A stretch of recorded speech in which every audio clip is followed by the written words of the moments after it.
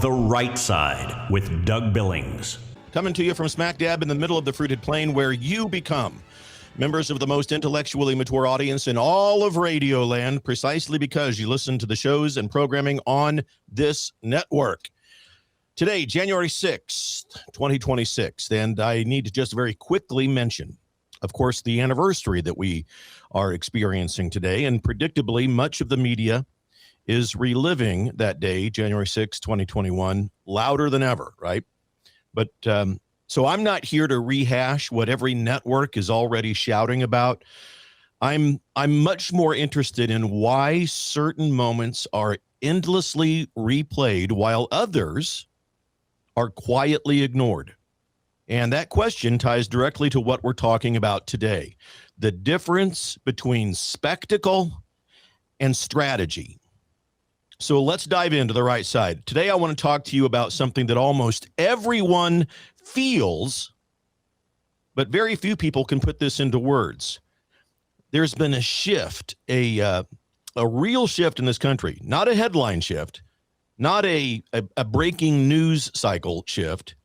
I think it's more of a psychological shift. It's a strategic shift and a tone shift, really, in this country. And if you've felt like I have that you've sensed it all along, folks, you are not crazy. You're perceptive, and congratulations, because something has changed. People are restless. They're impatient. They're asking questions like, why does it feel quieter out there in the world? Why isn't more happening? Why aren't things moving faster? And meanwhile, the media feels angrier. They feel more frantic. They feel desperate. And that combination, public impatience that's paired with institutional panic, is not random, my friends. It is a tell. Any of you have ever played poker? The tell. It is a tell. And here's the key idea that I want to hold on to today, and I want you to remember. The loudest phrases in history are almost never the most important ones.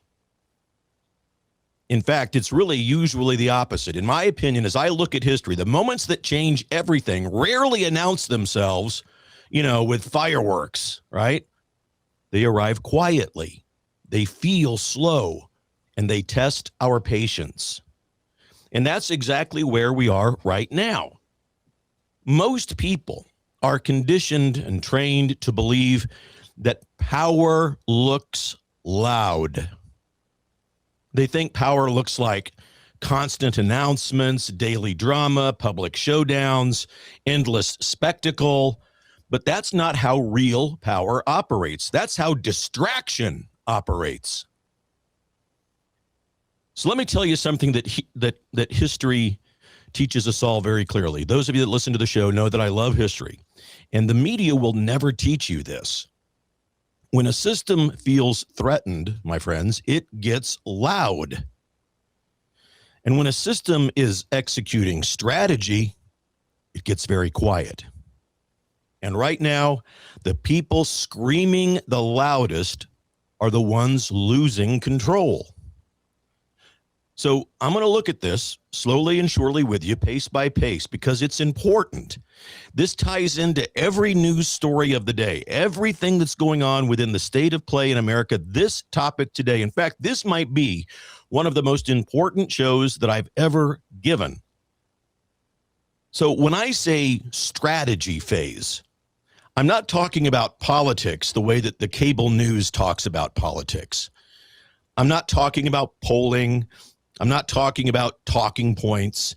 I'm talking about how power actually works across centuries in history, not news cycles that last 5 days or less.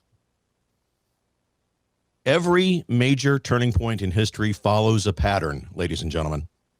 And that pattern looks something like this. First comes the chaos. Then comes clarity. Then comes consolidation. Okay. And only after that comes visible action. Most people only recognize that last phase because that's the part that makes noise. But by the same time the noise starts, the outcome is many times, in fact, often, already decided. And that's why people get confused. They think nothing is happening when in the reality of it all, everything that matters is happening. Just not where the cameras are pointed. Look, chaos is emotional. Strategy is disciplined. Chaos wants attention right now. It demands it. Strategy is willing to wait. Chaos feeds impatience. Strategy feeds inevitability. And inevitability brings an uncomfortable truth. Impatience, when you are impatient, and impatience in general, it is the one weapon that the enemy always has left. That's why frustration is being amplified right now. That's why people are being nudged into doubt. And that's why certain voices are whispering, if nothing dramatic happens soon, maybe nothing is happening at all. And that voice is not wisdom, ladies and gentlemen. That voice is a trap. Because historically speaking, when a movement loses because of impatience, it almost never becomes a movement that lacked numbers, or it's not really a movement that even may have lacked truth. It's because it lost discipline at the first line. And the first line for us is the finish line. It's got to be. And so let me say it again, maybe in a slightly different way, because it matters. Most victories are not stolen. They are abandoned by people who mistake silence for failure. And today's show is about making sure that does not happen. Not on the right side, because by the time we're done today, you're going to be able to recognize the difference between noise and signal, the difference between delay and defeat, and the difference between nothing happening and everything being set. By the end of the program, you're going to know how to tell when a strategy phase is underway and when and why this exact moment right now feels the way that it does. Valvoline Express Care. They are locally owned and operated. It's clean and they are really friendly and well-staffed. Welcome. I just stayed in my car and was able to work and feel safe and comfortable. It was really fast and they are powered by the brand you trust, Valvoline. Open Monday through Friday, 8 till 6, Saturday, 8 till 5. Valvoline Express Care in Warrenton, Troy, Illinois, Lee May Ferry, and 2 new locations. St. Peter's on Mid-Rivers Mall Drive by DQ, and also St. Peter's Parkway. In author Katie Lee's new novel, Tracing a Kidnapper's Trail, a mother has been murdered and her young daughter abducted. Search and rescue expert Hunter Shelton and his canine partner Libby launch a relentless manhunt for a child that could be his. Order Tracing a Kidnapper's Trail, a thrilling Christian romantic suspense for $7.99. Visit katieleebooks.com for Tracing a Kidnapper's Trail today. And get ready to stay up late reading. Winter's coming. Is your home ready? Stay warm and save money with iFoam insulation. From spray foam to fiberglass and cellulose blown-in insulation, iFoam's experts seal every draft and boost your comfort all season long. Call iFoam today at 636-434-1352 or visit iFoam.com/O'Fallon-MO for your free insulation estimate. iFoam, smarter insulation, better comfort. Looking to transform your health and feel your best? At Jones Air and Water, we believe true wellness goes beyond clean air and water. It's about what you put in your body. That's why my dad, Everett Jones, and myself have teamed up. As a nutritionist, I offer personalized coaching, holistic nutrition plans, and real sustainable results. Whether you're looking to eat better, boost energy, or take control of your health, reach us at 636-899-1040 or visit joneswater.com and check out the nutrition tab. Drew and Dan in the morning, I just can't get enough of, and I love listening to Ryan. The whole day, I have it on. The Real Talk Radio Network.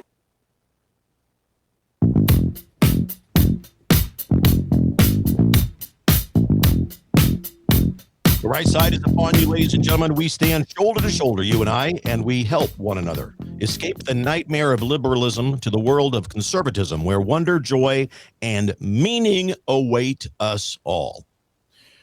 So, you're going to understand some things by the end of this program today. I really do think this is one of the most important topics that I have spoken about on this show. I really do. You're going to understand why things feel slower today in the news cycle in the state of play in America, why headlines feel thinner, and why the media feels absolutely unhinged, and why steady people, not panicked people, will shape our future. So today, what the strategy phase really is.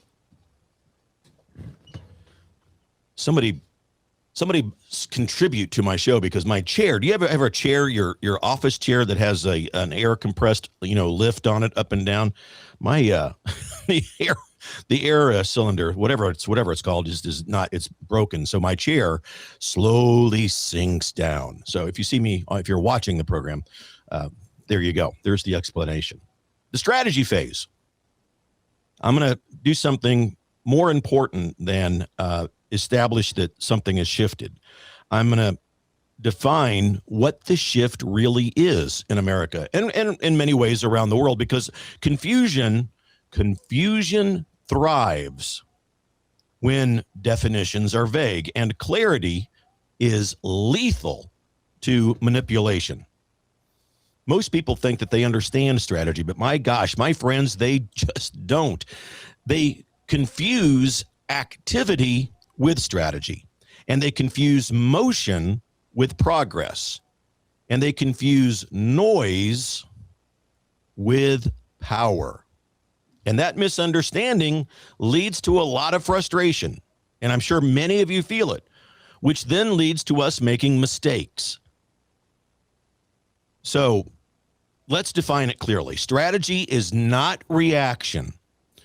Reaction responds to events after they happen, obviously, right? Strategy shapes conditions before events occur. Reaction is emotional. Strategy is intentional. And reaction is very loud. Strategy is patient and usually very quiet.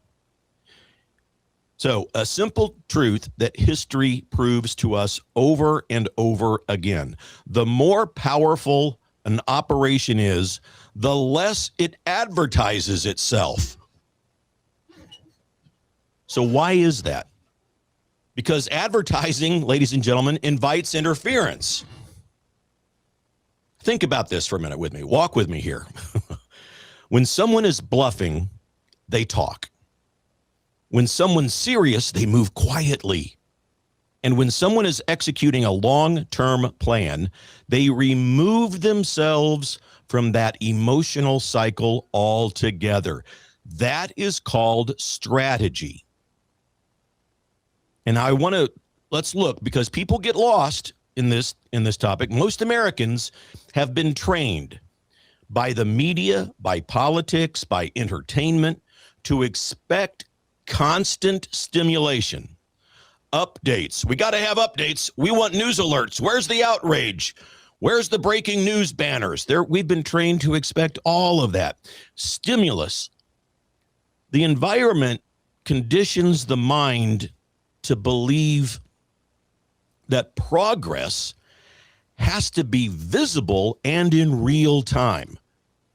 But strategy, it just does not work that way. Real strategy, I'll put it like this. Real strategy works in layers, okay? And those layers almost always unfold in this order. First, information. Second, positioning. Third, pressure. And then fourth, resolution. The public, we, the people, we usually only see that last stage, resolution. And when the earlier stages are happening quietly, people assume that nothing is happening at all. Why don't we have more arrests? You know, that kind of thing. So let me put it another way. Strategy is about creating inevitability, not excitement, not catharsis, not viral moments, and not speeches that are designed only to go viral on social media. Inevitability. And inevitability does not require constant explanation. I mean, in a lot of ways, expecting too much weakens all of that. I think a key distinction that matters right now in America and among us as conservatives, reaction seeks to be validated. Strategy seeks outcomes, okay? And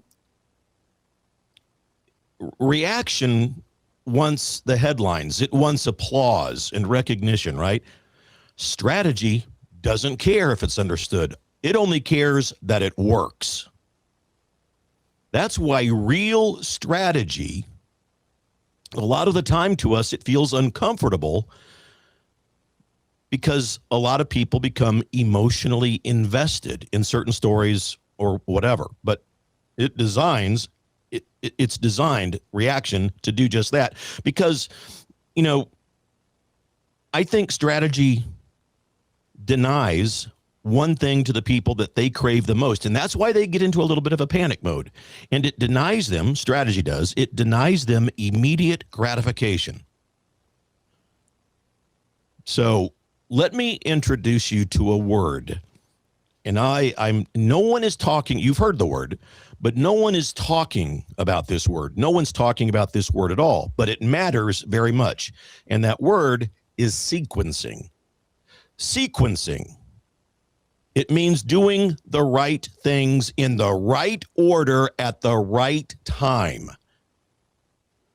We can have the right goal and still fail if we move too early. We can have the truth and we can still lose it if we deploy it before the conditions for it are set.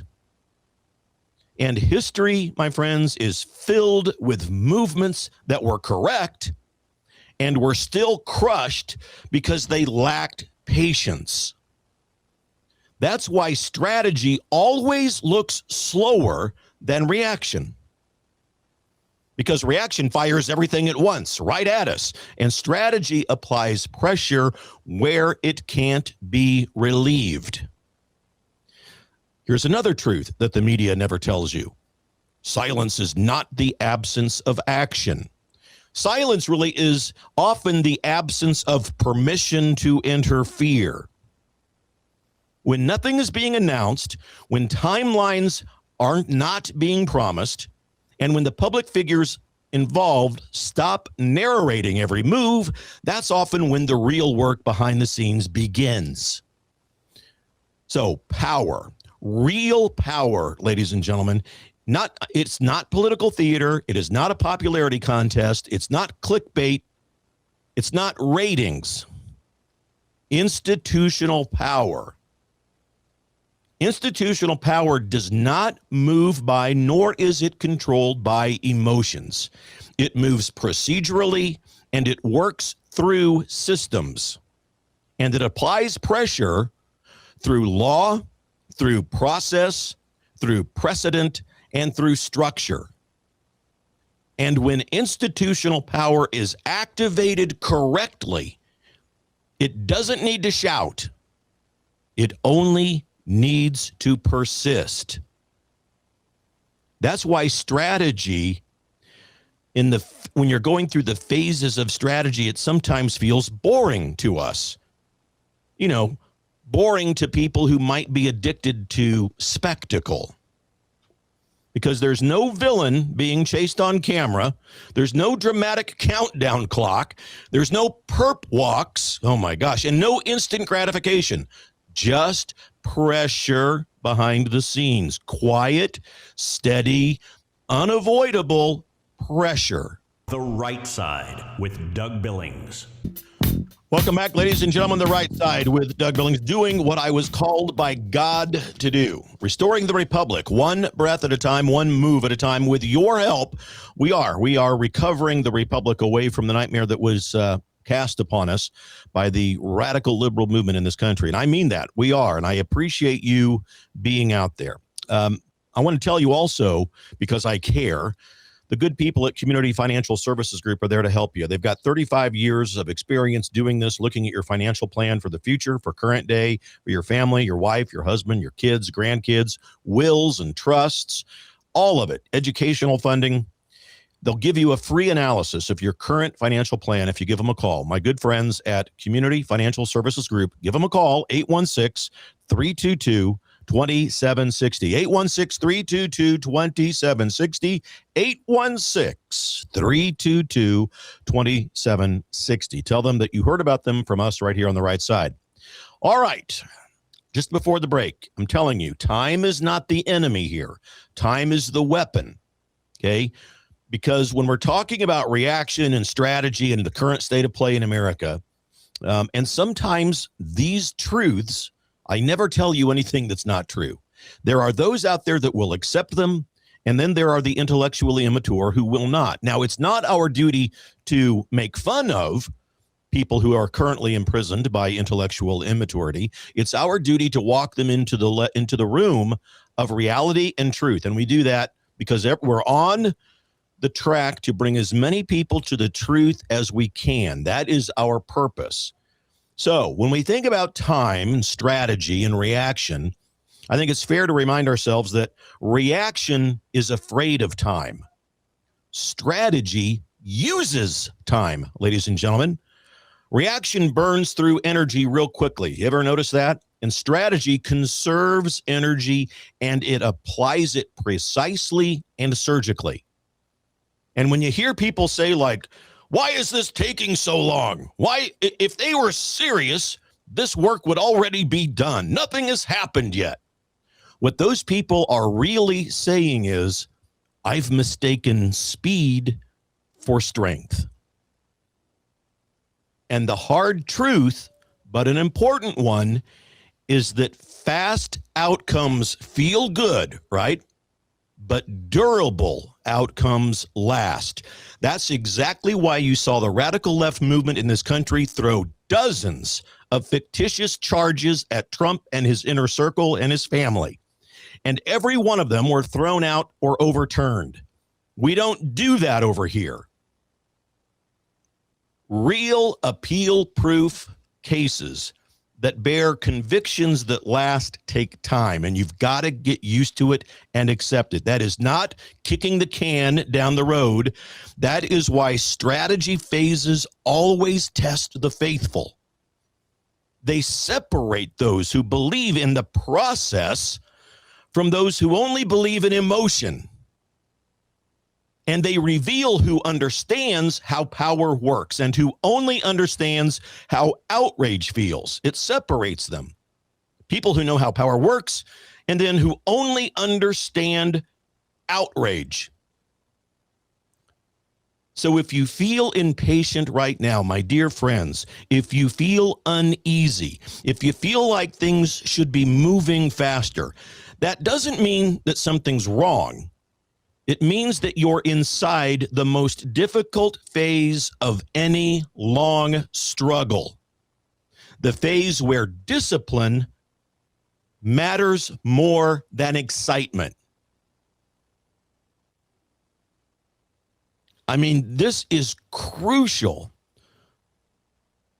How the media then, we think about the media, how they betray themselves during the strategy phases. because I think it's incredibly revealing what the media is saying versus how the media is behaving. Because when a strategy phase is underway, when we're in the midst of a good strategy, the press always gives itself away. It can't help it.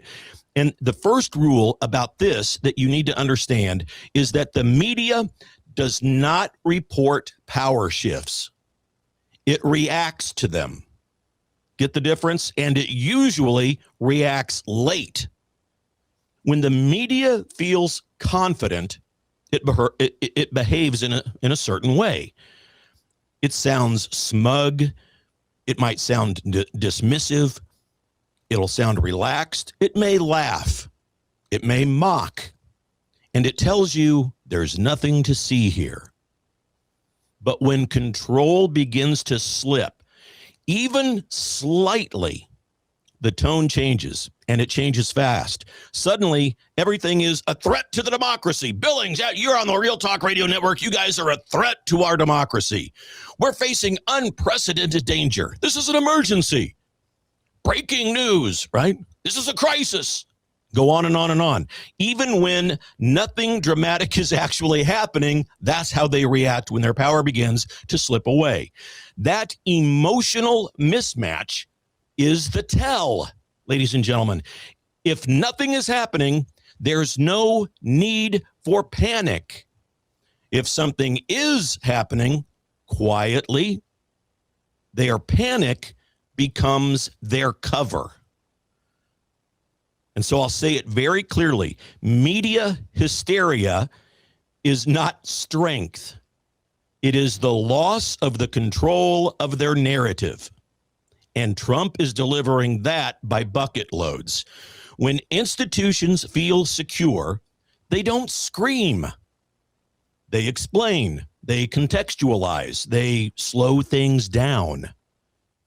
But when institutions feel threatened, they rush, they exaggerate, they moralize the issues, and they try to exhaust you emotionally.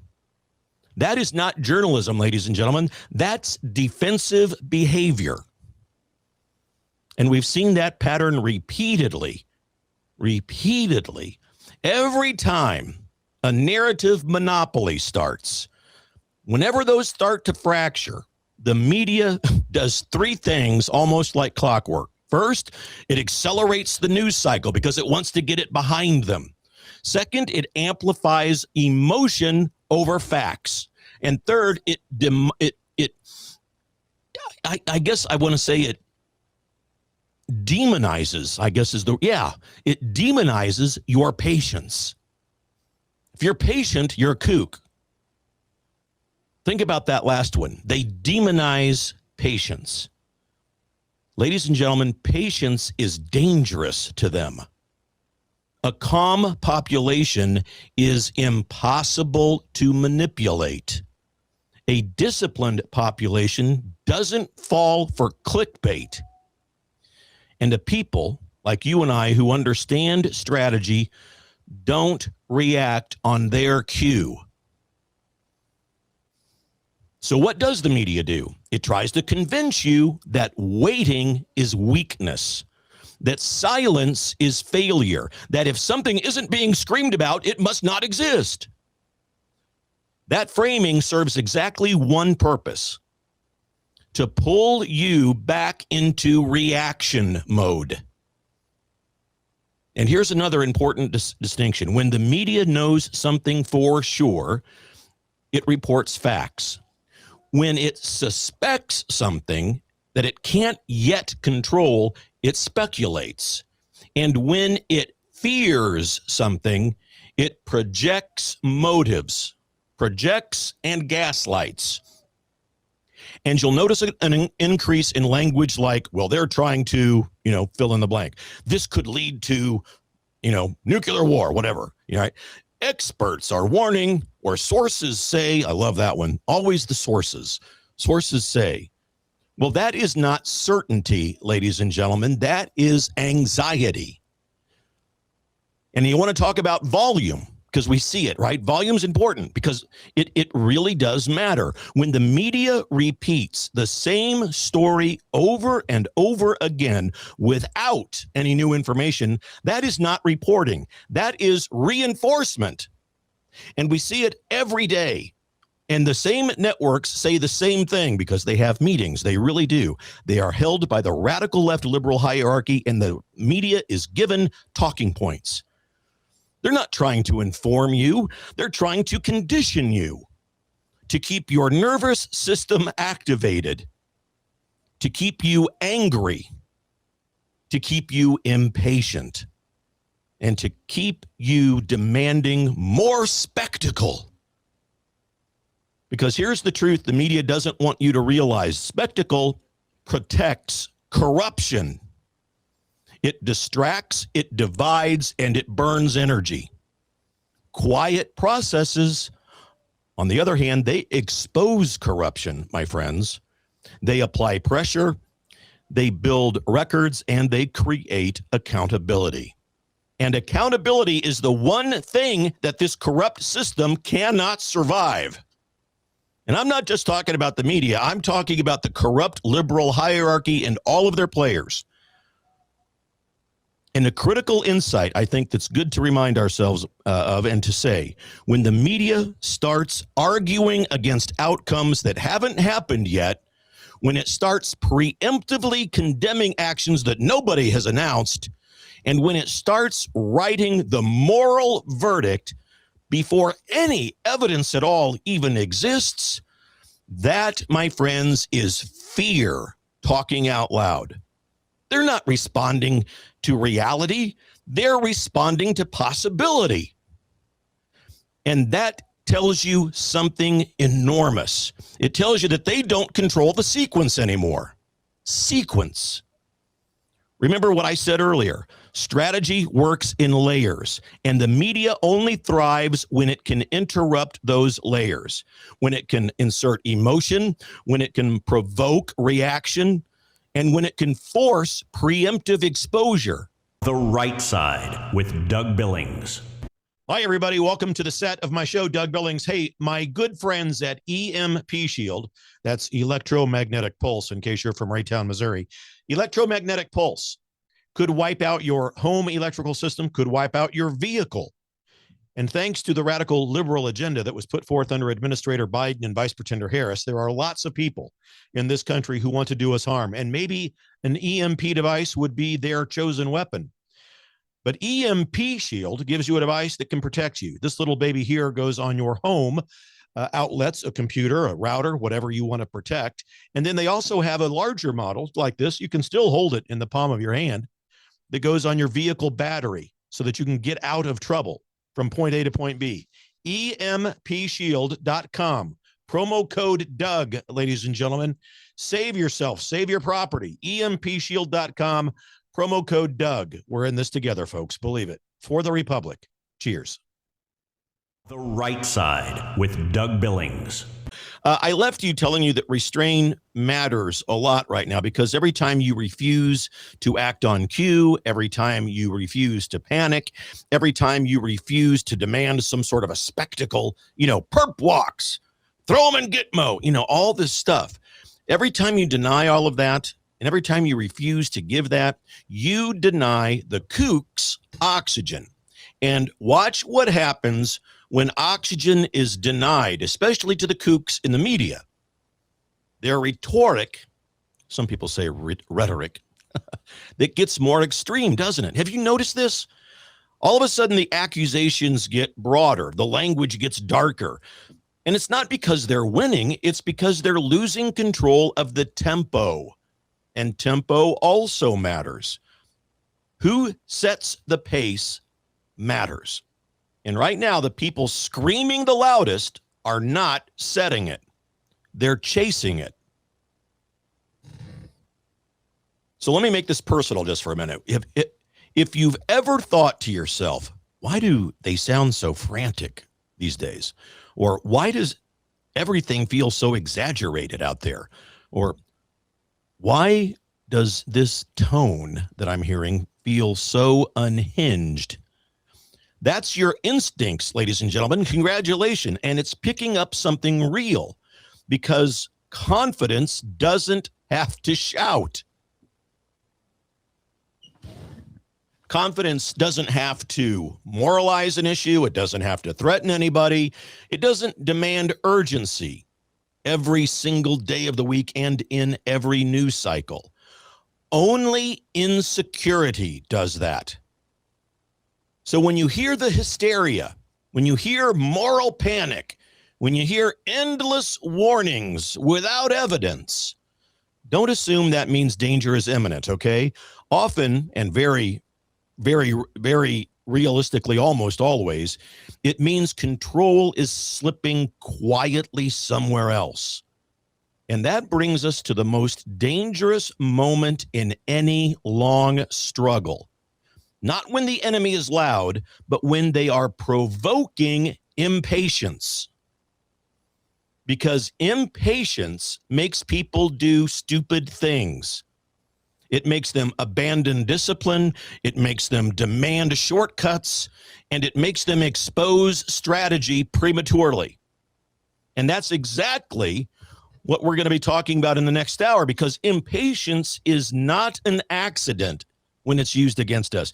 It is the last pressure tactic that's available to those people who are running out of options. That's the God-given truth. That's the analysis you're not going to hear anywhere else except right here on the Real Talk Radio Network. It is factual, it is historical, it's honest, and it's absolutely verifiable. Your impatience has got to be controlled. Otherwise, you're going to make mistakes. You cannot urge a long-term strategy into defaulting into expeditious results. I got into a conversation the other day about specifically Pam Bondi and Kash Patel because there are a lot of people out there calling for their heads. Now, they've only been confirmed and in office for 9 months. So right there, look what they've done. And they've set records with regards to how many people they've arrested. Now, I know there's people out there you want to see arrested. I know you're talking about, Obama, Brennan, Clapper, Strzok, Christopher Wray, Hillary Clinton. We can go down a list. I get it. I understand. Barack Obama. Oh my gosh.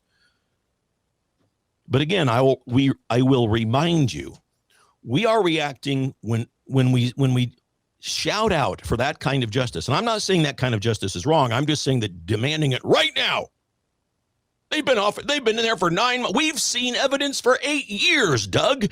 How long does this republic have to endure all of this?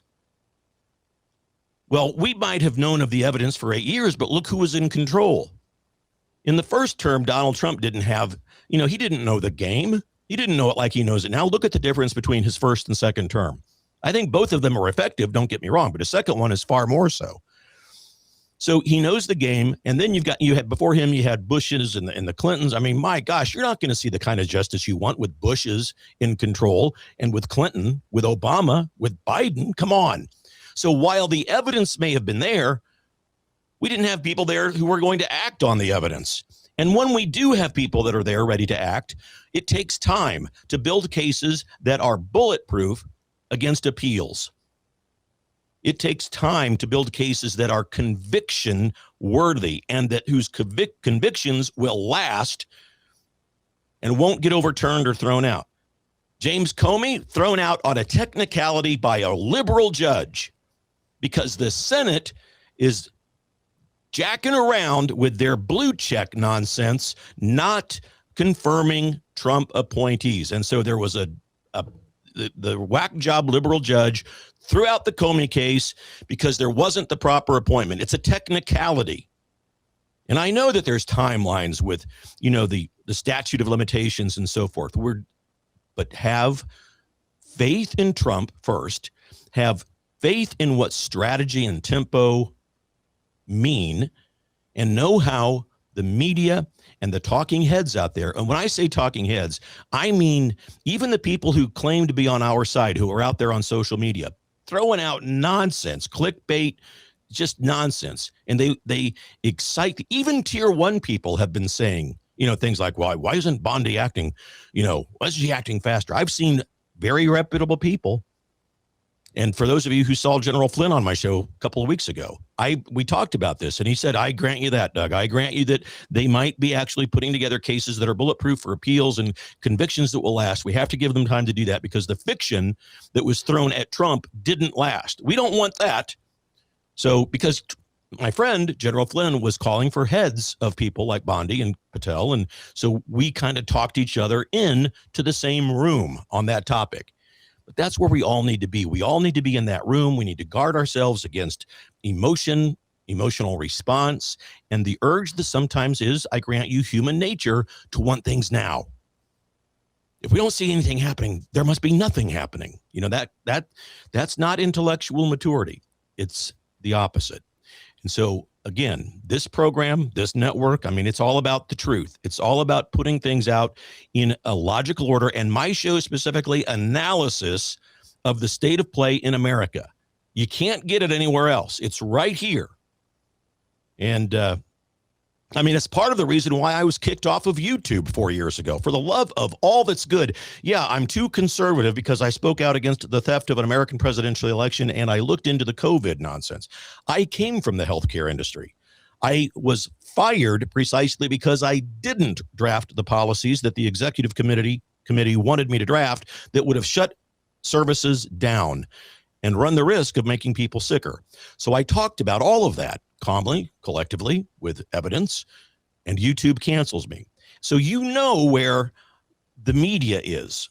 Now I'm back on YouTube. I get the obligatory letter because Jim Jordan and the Congress had put pressure on YouTube to invite people like me back. So I got the letter. Hey, Doug, Mr. Billings, we made a mistake. So head over to YouTube. I encourage you and find me at The Right Side, Doug Billings. You'll get supplements to what we do here on the Real Talk Network. This right here is where the most important things happen. The Right Side with Doug Billings. Welcome back, ladies and gentlemen. The Right Side with Doug Billings, coming to you from smack dab in the middle of the fruited plain. I'm glad you're here. Look, strategy phases always involve patience. It's not an easy topic to listen to, perhaps. I think it's perhaps the most important topic one of the most important topics that I've discussed on this program. Because after all, ladies and gentlemen, let's just admit right now that every topic that I discuss is important, but this one happens to rank above some of the others. Now, in all seriousness, strategy phases always leave fingerprints. So be aware of that. They always reveal themselves to us. You just have to know where to look. So I want to talk about the tells. How do we know stuff is happening? The clear and repeatable signs that tell you that strategy phases are underway, whether the media or clickbait artists admit it or discuss it or not. Tell number one, the noise begins to disappear where once the noise dominated. Okay, so this one throws people off because we've been trained to believe that if something matters, it's got to be consistently talked about. But in reality, when something really matters, ladies and gentlemen, the talking stops. Public commentary dries up and specific promises disappear. Timelines all of a sudden evaporate. And suddenly you notice that the loudest voices have moved on to other distractions. That's not abandonment necessarily. That's containment. When strategy is active, information becomes controlled, not leaked, not hyped, and not debated publicly, because open discussion invites interference. And I am not talking about suppressing your Second or your First Amendment rights. So if you notice silence where you expected there to be celebration, or restraint where you expected boasting, that's not failure. Folks, that is called discipline.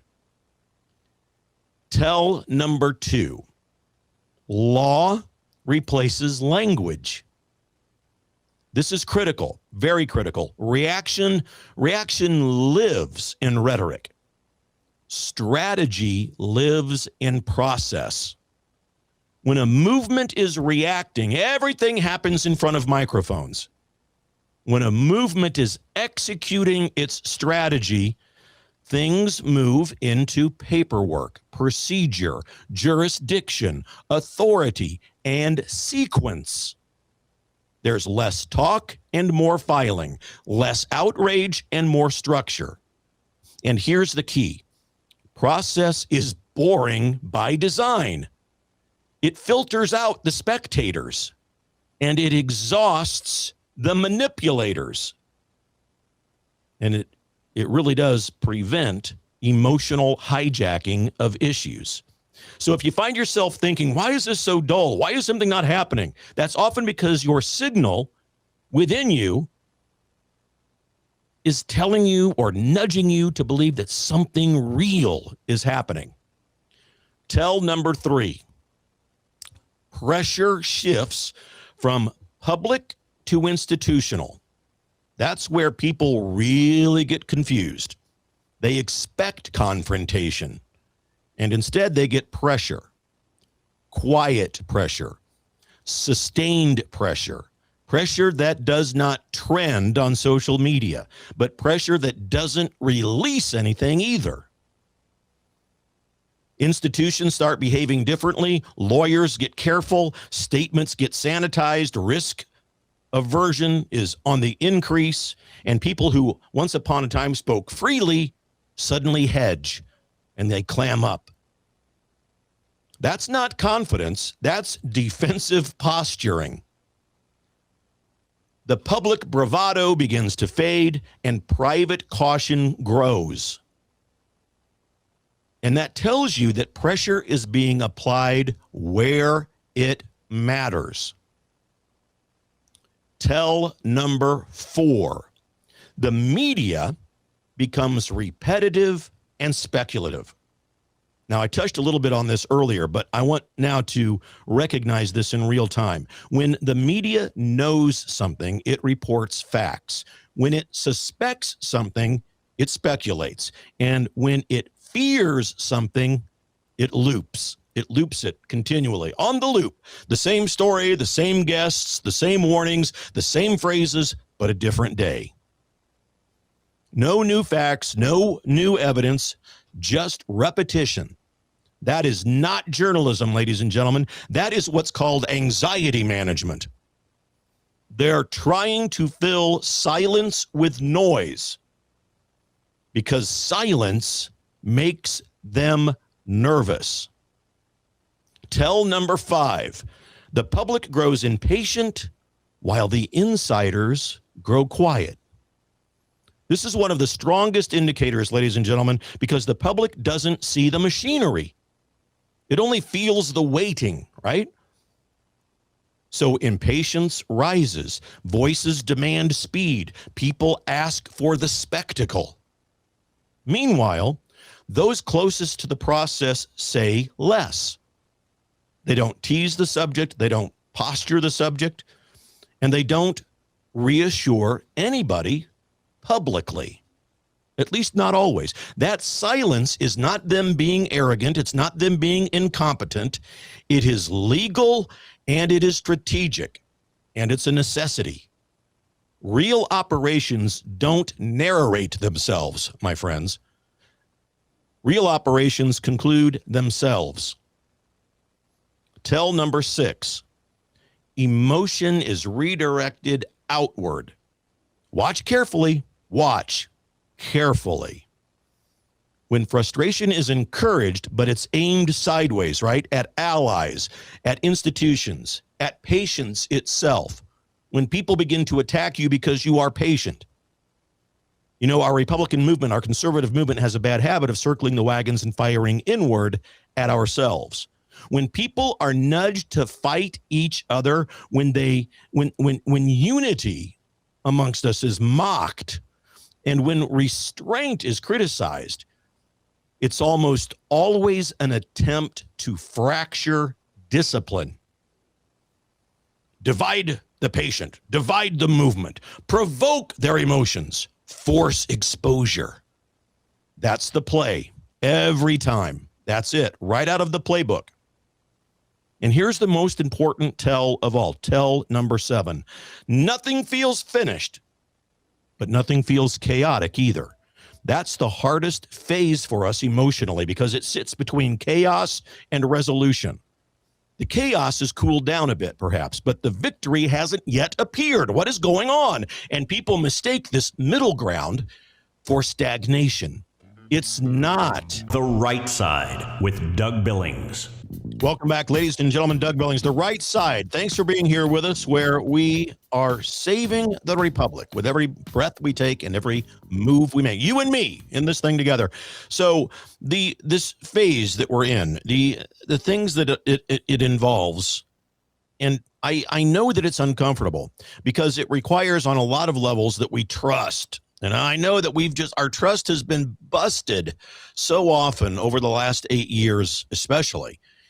But I don't think that it's asking for just blind trust. I don't think that this process and what we're waiting for is asking for that. I think it's asking for informed trust.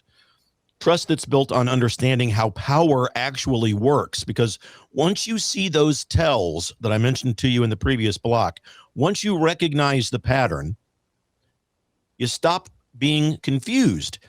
You stop being manipulated, and you stop reacting to the tone of it all. And I think, finally, you stop demanding the spectacle of things. You become steady. And as steady people don't panic. They wait, they watch, and they endure. Because the understanding that they have is something fundamental. Strategy doesn't announce itself. It reveals itself after it's irreversible. That's what we're waiting for example, from Pam Bondi, announcing that things will stick and that they will be irreversible, not like what the left did to us. All of that was overturned and thrown out. So history is the proof of all of this. In my opinion, this is how real change actually happens. Opinions, the opinions that we all have, they can be argued, but history doesn't lie to us. When I look at history, I think one of the greatest mistakes that people make is that they believe that their moment in history is unique, that somehow the rules of human behavior and power have changed for them in their moment. But ladies and gentlemen, they haven't. Technology changes, language changes, but human nature doesn't, and neither does the way real change occurs. History has shown us time and time again that the most decisive shifts almost never look dramatic. They almost never look dramatic when they're happening, folks. In fact, they often look disappointing. They're quiet. They might seem to be incomplete, and they might seem to be even, quite frankly, boring. A first example, think about the American founding. Most people imagine the Revolutionary period as a long, fiery uprising, right? Speeches, battles, declarations. But that's not what sustained it. What sustained it was years of committee work, of correspondence, of legal arguments, slow coalition building, and quiet negotiations that the public never saw or heard about. The loud moments get remembered, undoubtedly, yes. The quiet ones make victory possible. After the Declaration of Independence, many Americans in this country thought that, well, that's it. Now everything changes. But it didn't. There were long stretches, my friends, where nothing seemed to move at all. The war dragged on, resources were scarce, morale dipped severely. But behind the scenes, strategy was unfolding, alliances were forming, institutions were being built, and foundations for the entire republic were being laid. And when the outcome finally became visible, It was already decided. So let's move forward in time. What about the collapse of the Soviet Union? From the outside, it looked very sudden, didn't it? One moment, a superpower right here. The next, poof, they're gone. Huh? What? What happened? Do svidaniya. Bring me the vodka. But the real collapse didn't happen on television, my friends. It happened quietly over years. Economic pressure, legal erosion, institutional fatigue, loss of confidence, Pope John Paul II, Lech Walesa, all of that over time. No dramatic announcements. Today is the last day of the Soviet Union, ladies and gentlemen. It simply just couldn't hold itself together anymore. That's what strategic pressure does. It doesn't explode systems. It exhausts them, my friends. One more example, an example that a lot of people out there misunderstand. And I give you this to arm you with truth. The civil rights movement.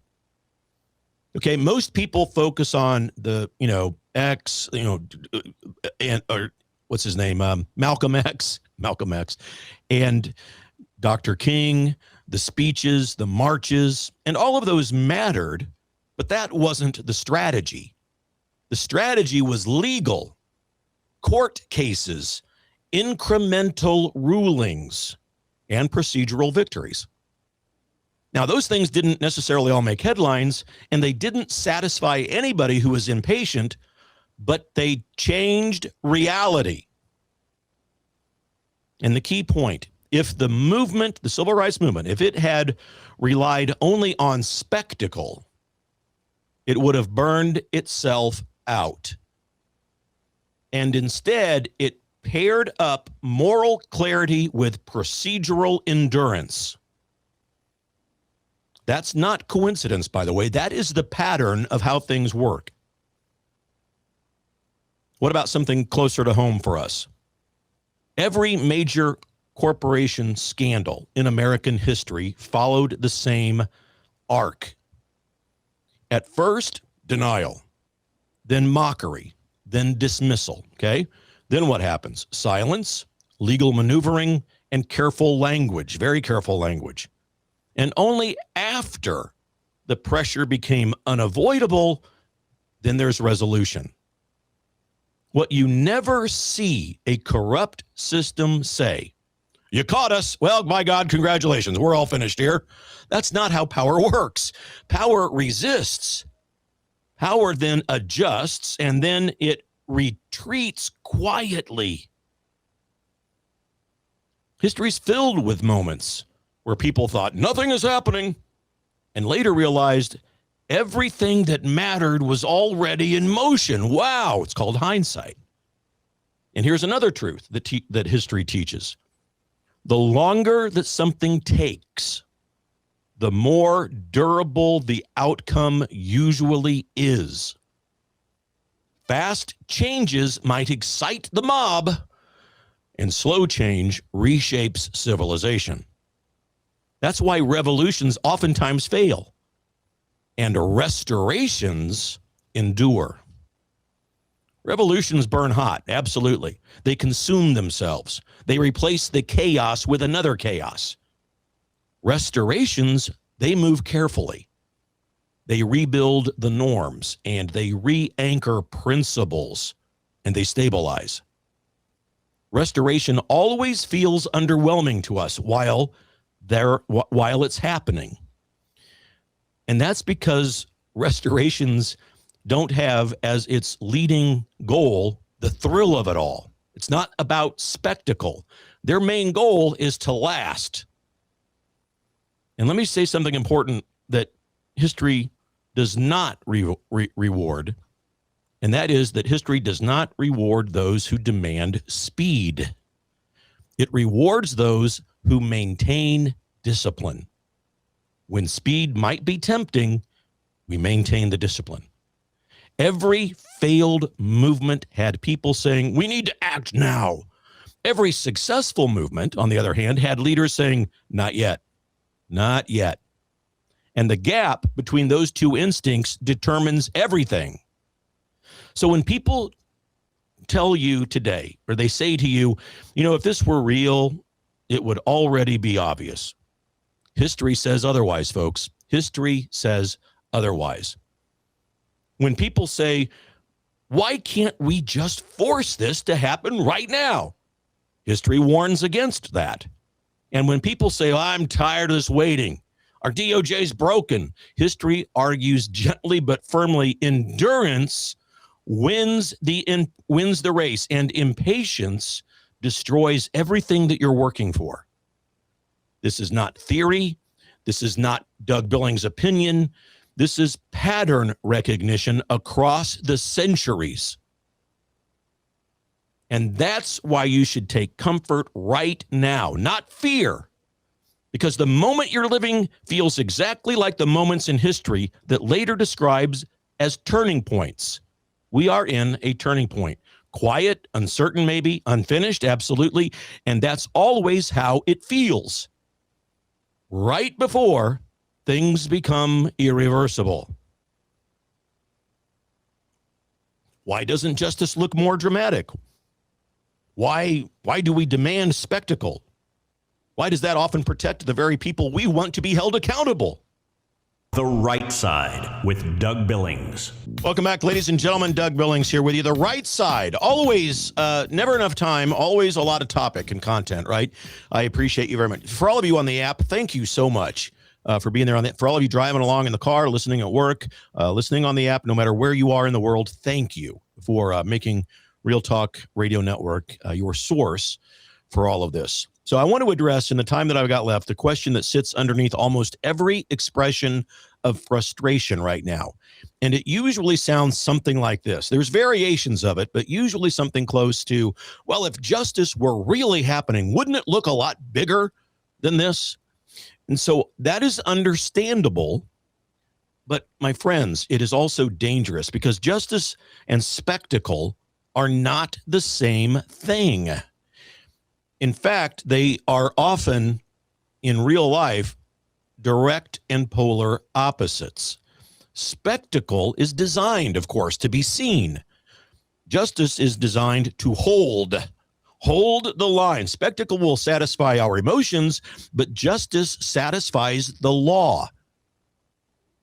And the truth that most people do not want to hear is that spectacle feels good, but it rarely survives the appeal. And so let's talk about what spectacle looks like. It looks dramatic, it looks loud, it looks immediate, it looks like someone being paraded out in front of cameras. And because it feels emotionally satisfying, people assume that this must be justice, Doug. Hey, look. But history, again, teaches us something that's far less exciting. And it's far more effective. Real justice almost never announces itself in advance. Because announcing justice before it's complete warns the targets. It invites interference. It politicizes the outcomes, and it weakens the case. Spectacle may win a moment, but justice it has got to aim to win forever. And I mean forever. And here's where people get tripped up. They confuse accountability with entertainment, and it frustrates the heck out of me. They want to see something happen so that they can feel reassured. But reassurance is not the purpose of justice. Resolution is. Justice doesn't ask anybody, hey, how does this look? Justice asks, will this stand? And standing requires a process, documentation, evidence, just jurisdiction, timing, sequence, all those boring things, all those quiet things, all the things that don't trend on social media. And to put it plainly, if justice were loud from the very beginning, it would almost always fail at the end. Because loud Justice invites defenses. It mobilizes allies. It hardens opposition. And it gives corrupt systems time to regroup. Quiet justice does something very different. It builds pressure invisibly. It narrows the escape routes, and it removes options. By the time it becomes visible, there's nowhere left to run for the people who we want to hold accountable. So we address then the emotional argument head on. People will say, well, if nothing dramatic has happened, maybe nothing is happening at all. I'm done. I am done with the system. That logic doesn't hold up, folks, because the most consequential legal action in history almost always unfold quietly until the very last moment. When justice is done correctly, the first thing you see is not drama. It's finality. No long victory laps, no grandstanding. It's just done. That's why people who demand spectacle often end up unintentionally protecting the corruption. Because spectacle gives the guilty something to fight. Justice gives them nothing. And another hard truth, spectacle satisfies the crowd, but crowds don't decide cases. Process does. And process does not care. It doesn't give one rip how angry you are. It cares about how prepared you are. That's why impatience and spectacle always walk together, and they feed off of one another. Spectacle demands speed, absolutely. And speed demands shortcuts. Shortcuts destroy our desired outcomes. Justice, on the other hand, demands that we have discipline, and discipline demands patience. Now, I want to speak directly to you listeners out there, you guys who are saying, well, I don't want the entertainment. I want accountability. Good. That instinct is correct. But accountability doesn't come from yelling louder. It comes from removing the escape routes. It comes from making sure that when action happens, it can't be undone. It can't be reversed. It can't be dismissed. That's why real justice often feels like it's unsatisfying when we're in the moment, because it denies that emotional release. But when it delivers instead to us is permanence. And the key takeaway I want you to remember, if justice feels boring, if it feels procedural, and if it feels slow to you, it's probably being done correctly. If it feels thrilling and if it feels rushed, theatrical, there's always a soundbite. Gosh, we got plenty of things to click on social media. It's probably vulnerable. That's why you should be suspicious of anyone who promises dramatic justice on a timeline. We want retribution now, because justice doesn't promise timelines. It promises us outcomes, and outcomes require restraint. Your role is not to demand a spectacle. Your role as we the people is to hold discipline. That's what the founding fathers counted on from you. Because disciplined people protect outcomes, and impatient people sabotage them. Maybe not on purpose, but just because of their passion and their emotion. And when justice finally appears, and it will, it won't need any hype. It'll speak for itself. When we look at it this way, ladies and gentlemen, there's a great sense of peace, and trust begins to be rebuilt, because understanding that shapes our behavior. So the question isn't what's happening. The question is, how do we conduct ourselves while it's happening? History doesn't just judge outcomes, it judges character, most certainly. And character is revealed in moments of waiting. You want to talk plainly about what steady patriots do during this strategy phase that we're in? Not hypothetically, not emotionally, but practically. First, we're steady. We don't chase rumors. Steady patriots refuse to be divided, and we've got to stay united, my friends. We must stay united. Never enough time to talk about all that. I had so much more to talk with you about. But listen, the great, the wonderful Peggy Hubbard coming up next. Thank you very much, ladies and gentlemen, for inviting me into your space and listening to The Right Side. I'll see you tomorrow. God bless you. We're in this together. Believe it. Cheers. The Right Side with Doug Billings.